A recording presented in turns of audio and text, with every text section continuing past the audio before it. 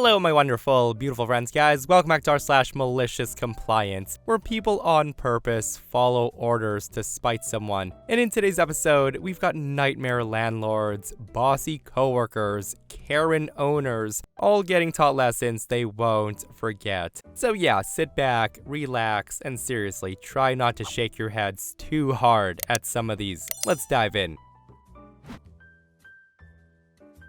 This took place autumn 2019. Shortly after the first frost, our cat brings us a mouse. We take a picture and report to maintenance. They check out the apartment, they see no poop and set a trap. They tell us to let them know if it happens again. A few nights later, we get another mouse, and then the next night, we get 2 more mice. We call maintenance again, and they claim to have found the issue behind the stove. They end up patching it and leave. We of course get another mouse. They claim that there's an issue by our washer dryer, and they patch that. And then there's more mice. At this point, we're requesting a professional exterminator daily, and they refuse. Eventually, maintenance gets sick of our calls. We've never gotten a mouse in the trap, and there's no mouse poop. The only evidence of mice is our pictures of 16 mice with our cat over time. So that's when the maintenance guy comes up with a clever idea. He says, next time we get a mouse, we need to keep it and bring it to the main office. He says they can study it and figure out where it's coming from.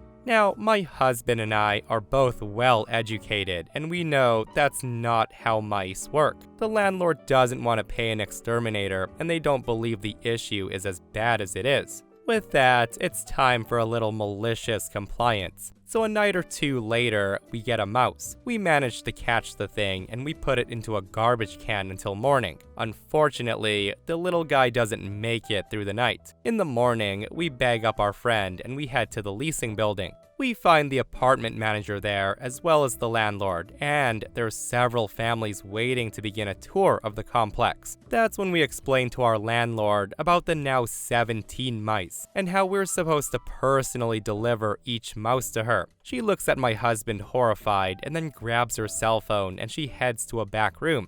We can hear her screaming at the maintenance guy about his stupid requests. In the meantime, we're explaining to potential tenants the issues we've been facing regarding the mouse problem, and the landlord not wanting to fix the issue. A couple of minutes later, she returns. She tosses the mouse in the garbage, and she says they'll now be paying a professional exterminator to take a look at the building. The exterminator ends up finding hundreds of entry points which get taken care of. After they patch up all the entry points, that was the last mouse we ever had in that apartment. Yeah, I've dealt with ultra cheap landlords before, guys, and it definitely sucks when they don't think there's any issues with anything and the problem becomes super extreme. I just hope they lost a few potential renters that day, because I can't imagine a lot of people would want to rent a place with a known mouse infestation and the landlord not wanting to do anything about it. That said, props to OP for pulling off this wonderful compliance. And a small part of me does wonder if the maintenance guy was hoping OP would comply so the landlord would take action. Who knows? And this person comments, "You're lucky you got whole mice. We used to get headless little presents dropped on our doormat."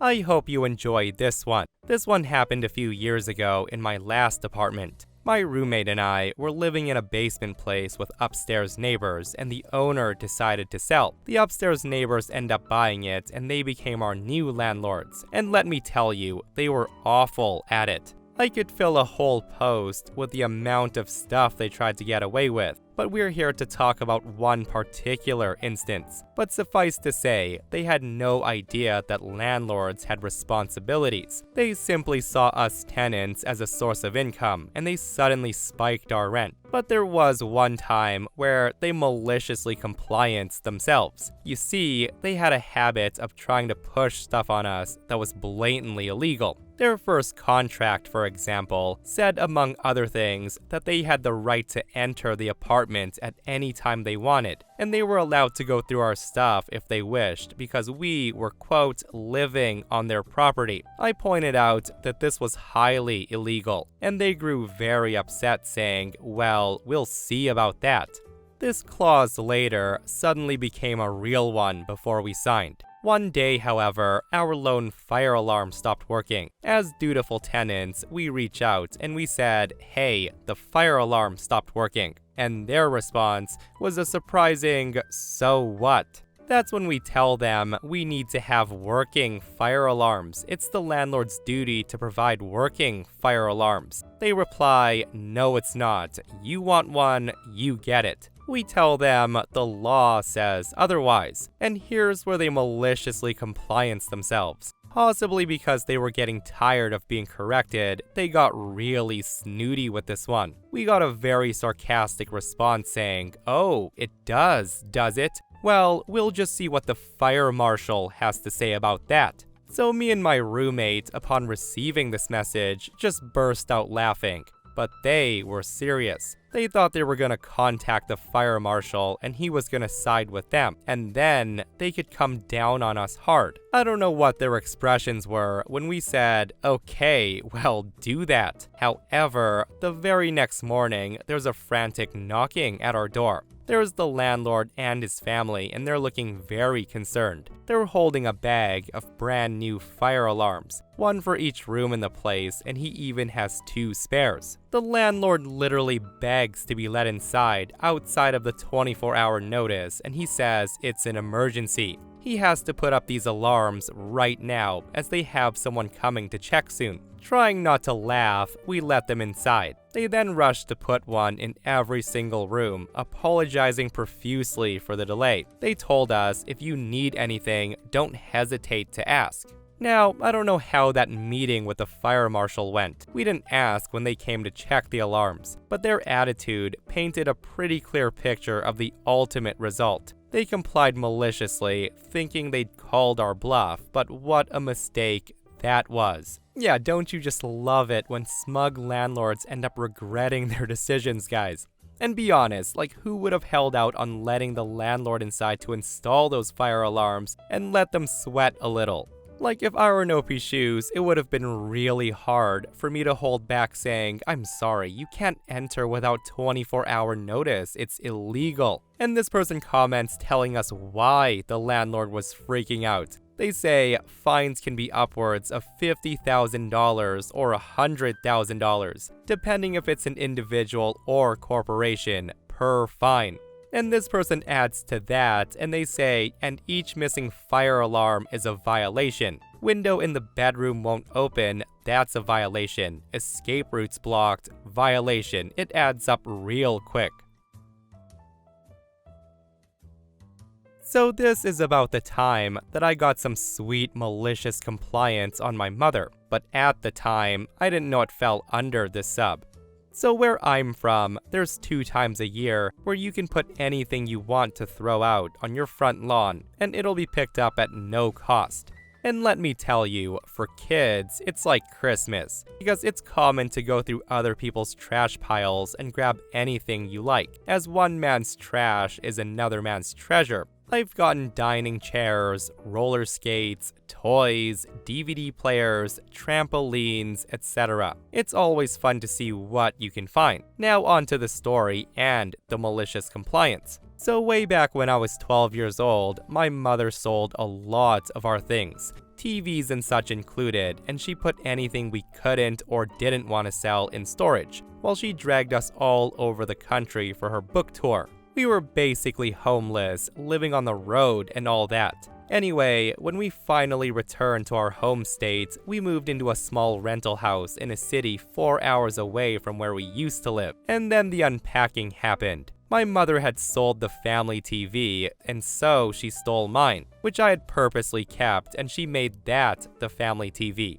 I was understandably pissed, since it wasn't my fault that she'd sold their TV. So why did I have to give up one of the only items that I'd been allowed to keep? That said, months went by, and then that glorious day came. Me and my siblings were allowed to wander the nearby streets looking for hidden treasures. That year, everyone started moving on from analog TVs to digital ones, so the streets were filled with analog TVs that were being thrown out. Almost every house had one on their lawn.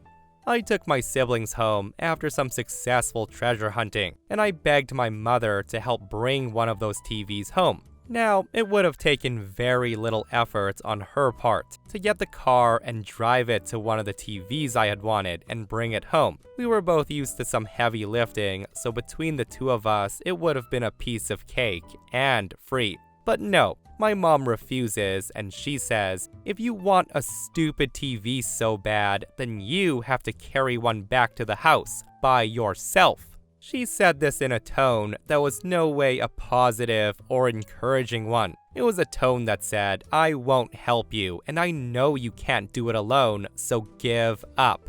She loved to do this to me, by the way, and I know on this day, she was waiting for me to walk to my room in defeat. But I thought, no way. So I said to my mother, fine, just make sure to hold the door open for me when I come back, so I can bring it inside. I then turned and left, determined to prove her wrong. And she yells, yeah, sure you will. I'll believe it when I see it. So there I was, little 12-year-old me, going from front lawn to front lawn, looking for a good TV that I can manage by myself. There were many that were way too big to carry, and a lot of them didn't have any good way for one singular person to grip them, and they would slip when I tried to pick them up. Eventually though, about 3 blocks from our house, I find a relatively large TV with 2 grip holds that was square enough for me to pick up. And let me tell you, I lugged that thing, arms protesting and back aching the whole way home. It must have taken well over an hour, as I had to set it down every few steps to take a break. But I was determined. Finally, I make it home, cue the knocking on the door, and me screaming, Mom, come hold the front door open for me. And the look on Mom's face was priceless. She just stood there, dumbfounded, saying, seriously? And that's when I reminded her that I'd only done what she told me to do. I brought that baby inside, and I placed it on my TV stand, where I proceeded to hook up my DVD player, and I gave my mom the biggest grin ever when it turned on. I had that TV for years until eventually I had to put it out on my own front lawn when I got a digital TV of my own. The funny thing about this though is that the TV had to be moved a couple of times while I owned it, moving house and the like. The thing was too heavy, and even with my mom helping, we both struggled to get it out of the house. Yet somehow, on that day, 12-year-old me had managed to lift it all by herself and walked it 3 blocks home. I still look back and laugh at how my stubbornness and spite empowered me like that. Seriously, props to OP, and let me tell you guys, there is literally nothing like the super strength that one gets when they need to be petty towards someone. And if you guys remember analog TVs, you'd know that even the small ones were heavy and bulky as heck. And just picturing OP having to lug one of those heavy TVs the whole way home, again, I think we can all agree, well freaking done, OP. I only wish we could see Mom's face when OP brought that thing home for themselves. Like, the smugness turning into shock must have been priceless. So since the holidays just passed, I'll share a short story with you. A little bit of background. At the time this happened, I worked at a large organization that had a staff of 1,000 to 1,500 people in a travel-related industry. As we all know about the travel industry, certain times are busier than most, and during those times, non-pre-approved vacation days and off days are blacked out. If you call off sick, you need a doctor's note when you return to work. Now, generally, the management doesn't care because it's your sick time that you've earned, but we all have that one guy. This one guy who I'll call By the Book Bob. Now, By the Book Bob got promoted because he was a company man, a yes man, a dude that drank so much Kool-Aid that it oozed from his pores.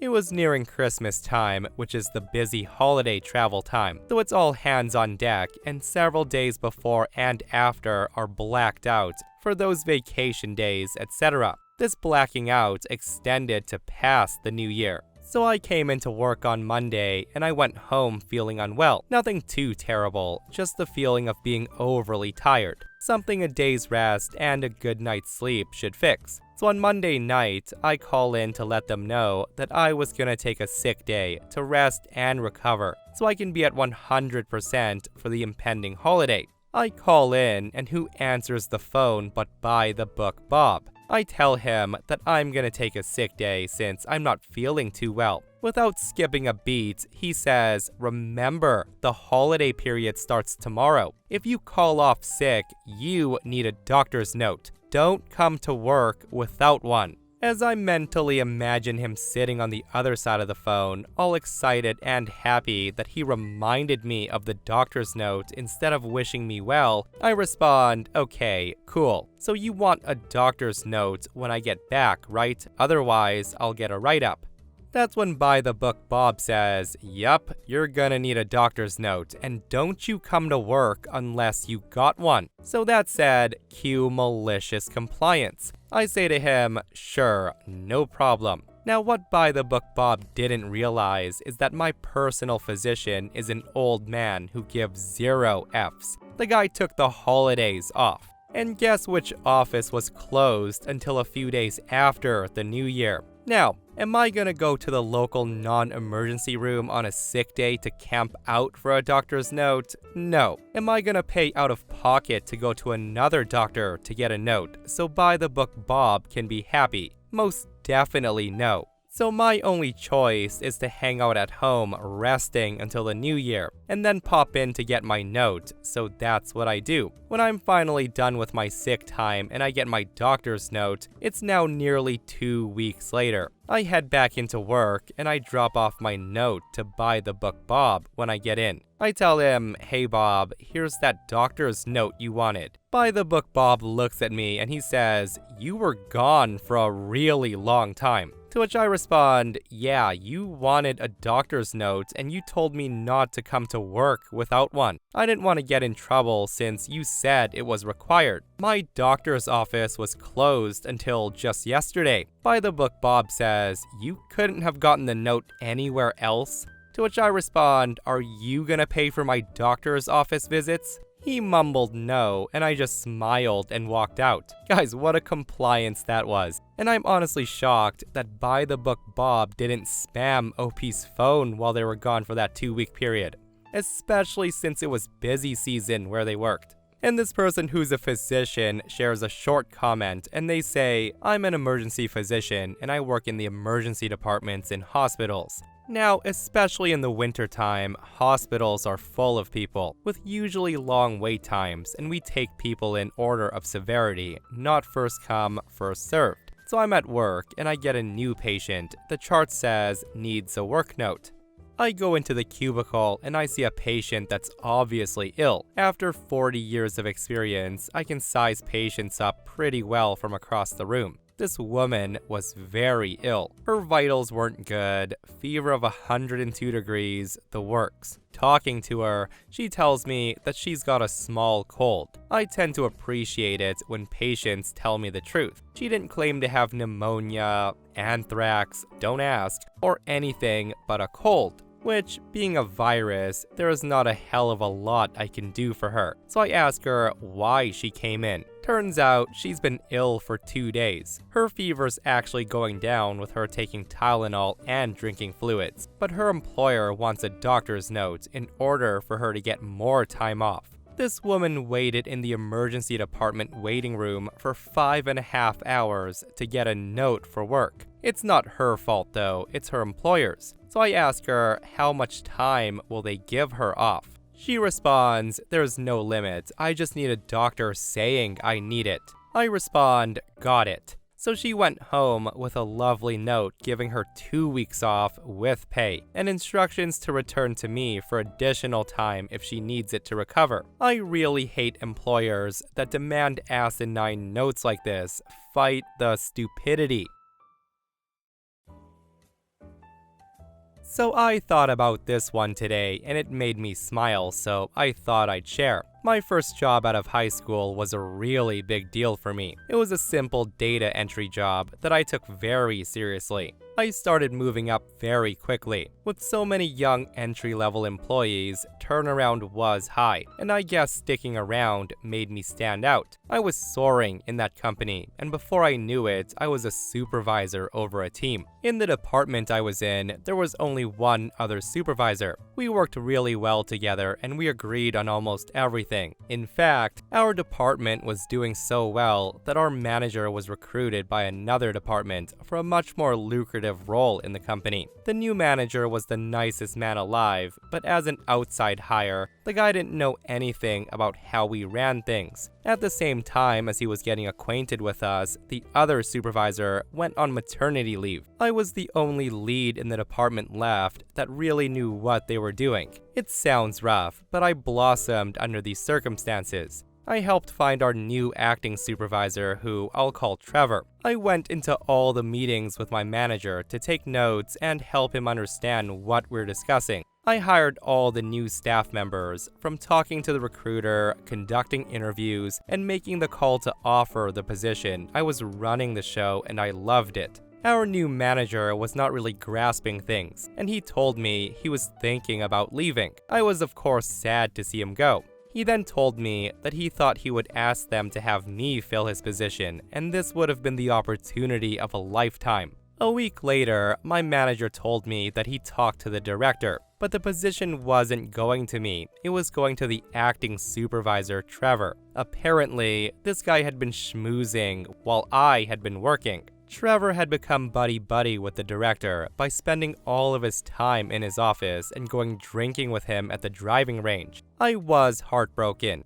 I wasn't aiming for the job until my boss suggested it to me, and I had gotten my hopes up only to be crushed. I kept working though, because what else can I do? I continued overseeing department projects. I had one project that required thousands of entries on this Excel sheet. I assigned our staff to the project and I did my share. At the end of the day, I had gotten the sheets back from everyone directly under me, but no one on Trevor's team had emailed me theirs. So I went to one of their desks and asked about the project. The person I asked shyly told me that Trevor told her not to do it. When I asked her why he would say that, she told me he said to her, "Don't listen to him. He's not your boss." Now I was shocked. This is how we had done every project since we had opened the department. Like, why was he telling people not to do it? Now, I could explain all the small ways that Trevor was constantly trying to undermine me, or the jealous behavior he displayed towards me, but this story's long enough. I'll just say that while shocking, it wasn't out of character for him. I had always been able to keep him from causing damage in the past, and this didn't need to be any different. And that's when I realized what a golden opportunity this was. I decided to maliciously comply. I just nodded and thanked her for her help. The next day, the director calls the manager and supervisors into his office. He asked me why the project wasn't completed the day before. That's when I shrugged and I told him I'd sent it to the team like I always do, and I had even done a chunk of it myself.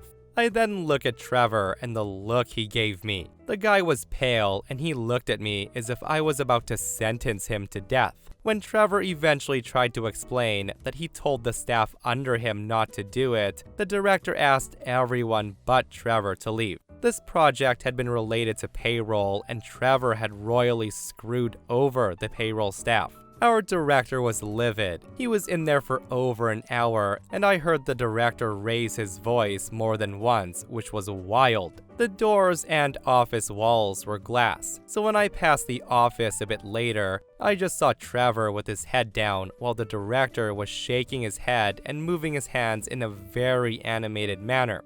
A week later, the other supervisor returns, and Trevor was demoted to his old position. I was offered the position of manager soon after, which I gladly accepted. Trevor quit not too long after I became manager, as I know he couldn't stand me being the boss. What an ending that was, guys, and seriously, what was Trevor thinking? Like, the guy literally let the power go to his head, and it ruined his career before he was even officially in the position.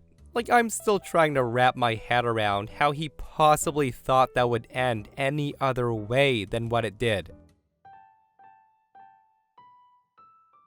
When I was in college, I took a class with this gem of a professor. On the first day of class, he asked how many people thought they would get an A in his class. This being a tough engineering school where C was an average, something like 5 students out of a class of 60 raised their hands. He then announced that's how many A's he would give out that semester. That said, all of our tests for that class were multiple choice exams we took online. We were allowed to refer to our notes during the test, and we were allowed to study from old tests as long as we didn't refer to the old tests during the exam, which is fair enough. I studied for the first test, but I didn't have access to any old exams, so I did fine but not great. By the time the second exam rolls around, I made a friend who was in a frat that had multiple copies of old exams from this professor. We and a couple of others took advantage of the rule allowing us to study from old tests. We quickly discovered that on these 50-question tests, this professor had a repertoire of about 75 questions that he pulled from. On the first copy of the test we studied from, we took the time to work through the answers to make sure we understood. By the time we got to the fourth copy, we could answer before we even finished reading the question. Exam time rolls around, and just as the previous years, he pulled from the same pile of questions. I think it took me 12 minutes to answer everything correctly. In hindsight, I probably should have let the clock run a bit. I checked in with the others I studied with the next day, and all of them had gotten 90% plus, which is sweet. We're definitely using that plan for test number 3 and the final. The next day, we all receive an email from the professor letting us know that we're being reported to the dean for an honor code violation. The guy claimed that he had never had anyone make better than an 80 on one of his tests before, so the fact that we all made 90 plus was clear proof we all cheated. This being an engineering school, we were all nerds who were scared about receiving such an email. But we agreed that the best course of action was to talk to the professor before he goes to the dean.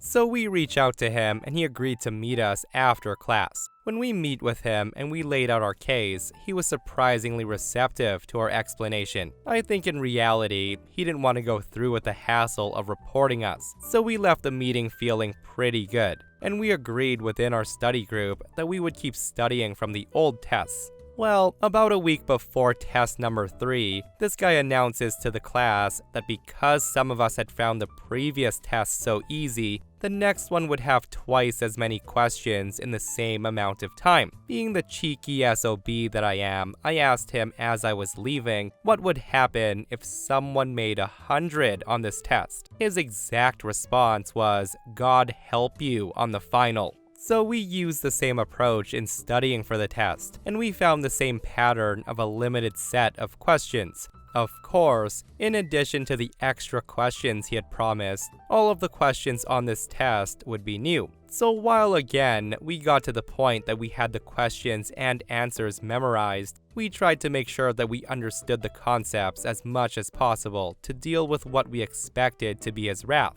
The test day comes around, and lo and behold, 87 of the questions are pulled directly from old tests. 10 are from a guest lecture where he basically pulled the question and answer directly from slides. And 3 were filler questions, like 1 + 1 and the Earth revolves around the sun, true or false. I knew that I had everything right. I also knew I didn't want to screw myself and everyone else for the final, so I purposely answered the filler questions incorrectly. So if he looked at the results, he would know what I'd done. I end up getting a 97. I never heard from the professor about the third test, but I do like to think that he was rage scrolling through the results. I don't remember the details about the final, but I do remember the format being the same. My study group also worked together on a group project, which we also made A's on. So if he really only gave out 5 A's that semester, we received them all. And that, my friends, brings us to another end of r